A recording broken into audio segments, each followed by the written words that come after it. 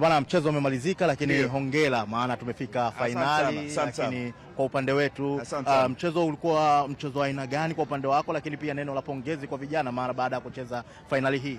Kwa kweli imekuwa ni jioni nzuri, pamoja na kwamba tumekuwa nafasi ya pili, lakini vijana wamepambana sana, na ukiangalia mchezo ulikuwa ni wa kitaalamu sana.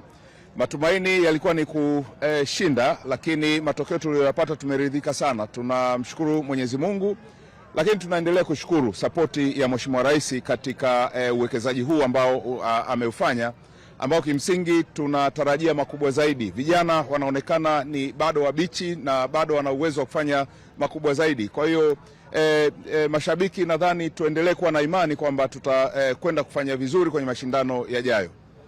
Neno lolote kwenda kwa wananchi waliojitokeza? Ni kuwashukuru. Mimi niungane na Mheshimiwa Mkuu wa Wilaya na wananchi kuwashukuru kwa kujitokeza kwao. Uwanja ulikuwa umefurika na walikuwa na ari ya kuona vijana wao wanafanya vizuri, na wengi wameridhika kwa kiwango ambacho vijana wetu wa Serengeti wamekionyesha.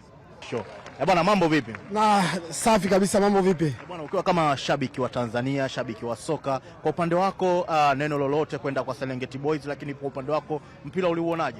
Kwa kweli mpira ulikuwa mzuri, umeridhisha, kila Mtanzania ameridhika kwa mpira waliocheza watoto. Tuendelee kuunga mkono, na kesho nadhani saa 12 tunaenda kuwapokea. Mimi niko tayari kuacha usingizi nikasubiria poti nikawapokee. Nawaambia tu serikali pamoja na rais wetu wa mpira, Rais Karia, leo tumemwona akiwa kule Morocco, wamefanya kazi yao vizuri kuwapa hamasa vijana, na vijana wamefanya vizuri. Kwa kila laheri kwao, tuwatakie matunda yaliyo mema. Hii ndio Serengeti, hii ndio timu ya taifa ambayo tunaitegemea kwa miaka ijayo.